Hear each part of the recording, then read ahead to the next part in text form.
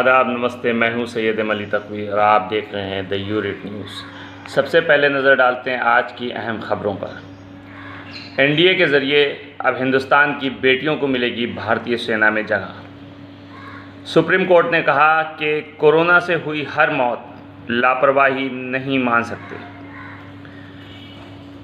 उत्तर प्रदेश विधानसभा चुनाव की जिम्मेदारी धर्मेंद्र प्रधान को।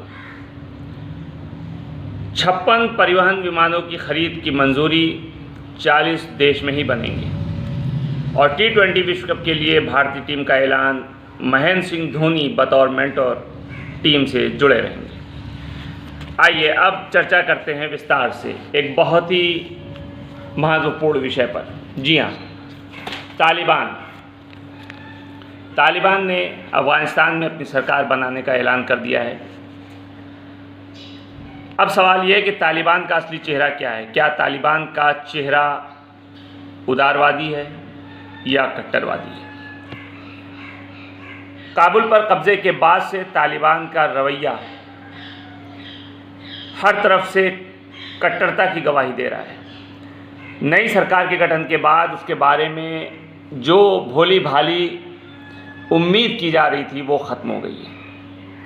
जैसा कि तालिबान सरकार बनाने से पहले लगातार इस बात को कहता आया था कि हम एक उदारवादी सरकार के रूप में दुनिया के सामने आएंगे, लेकिन जिस तरीके से उसका रवैया है उससे साफ ये जाहिर है कि सरकार कट्टरपंथी सरकार बन गई है। जो उदार चेहरा और समावेशी सरकार के उनके वादों से पैदा हुई थी वो कहीं नज़र नहीं आ रहा है। तालिबान की शक्तिशाली नीति निर्धारक जो समिति है, जिसको वहाँ की ज़बान में रहबरी शूरा के नाम से जानते हैं, उसके प्रमुख और कट्टर छवि वाले मुल्ला मोहम्मद हसन अखुंद का प्रधानमंत्री बनना सबसे ज़्यादा हैरान कर देने वाला है, क्योंकि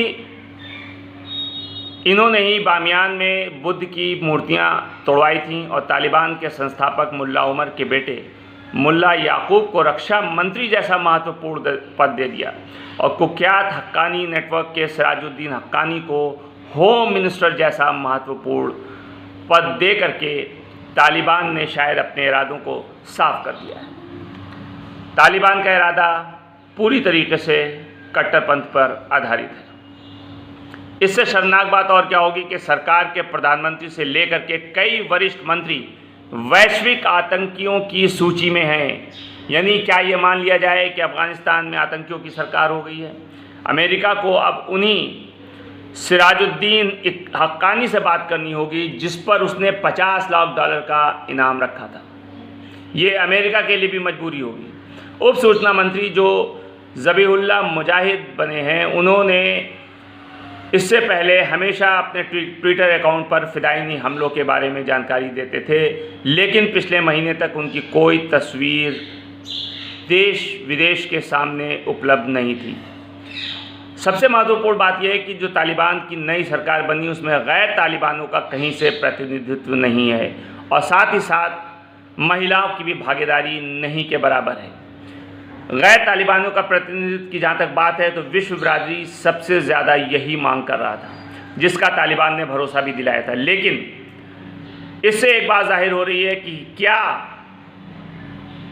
अफ़गानिस्तान में तालिबान की बनी हुई सरकार में पाकिस्तान का भी रोल है या पाकिस्तान की चली है। चाहे वो अमेरिका से नज़दीकी रखने वाले बरादर को प्रधानमंत्री न बनाने का फैसला हो या तालिबान के कंधार के नेताओं और हक्कानी नेटवर्क को सरकार में महत्वपूर्ण जगह देनी हो। दोहा में तालिबान के जिस समूह ने विश्व स्तर पर बातचीत का सिलसिला शुरू किया था और भारत से भी उसने संपर्क साधा था, नई सरकार ने लगभग उस सारी चीज़ों को ख़त्म कर दिया है, उसे किनारे लगा दिया है। सर्वोच्च नेता अखुंदज़ादा का शरिया कानून लागू करने का कहना या उनका ये फैसला अफ़गानिस्तान के भविष्य के बारे में पूरी तस्वीर खींच रहा है, सब कुछ कह दे रहा है। क्योंकि शरिया कानून लागू करने का मतलब यह है कि अफ़गानिस्तान की सरकार कट्टरपंथी सरकार है। वहाँ स्थित भारत समेत दुनिया के सभी देशों के लिए एक बहुत चिंता का विषय है और ख़ास करके उन देशों के लिए जो लोकतंत्र में भरोसा रखते हैं। हालात ये हो गए हैं कि अफ़गानिस्तान की महिलाएं अपने हक़ के लिए सड़कों पर उतर आई हैं। जिस देश में देश के नागरिक सरकार के ख़िलाफ़ अपने हक़ के लिए सड़कों पर उतर आएँ, उस देश की सरकार की छवि के बारे में आप आसानी से अंदाज़ा लगा सकते हैं। लेकिन दूसरी तरफ तालिबान जो लड़ाके हैं वो कठोरता से पेश आ रहे हैं और उनका सख्त कदम बढ़ता चला जा रहा है। ऐसे में अब अमेरिका, रूस और चीन को तालिबान के ऊपर दबाव बनाना होगा कि वो उदारवादी रवैया अपनाएं, क्योंकि अफ़गानिस्तान की मौजूदा स्थिति के लिए ये सारे देश भी उतने ही ज़िम्मेदार हैं। क्योंकि इससे पहले ब्रिटेन, इंग्लैंड, रूस जैसे शक्तिशाली और पावरफुल मुल्क अफ़गानिस्तान में सदियां बिताने के बाद भी खाली हाथ वापस हो गए, यानी उनको अपने पैर पीछे खींचने पड़े।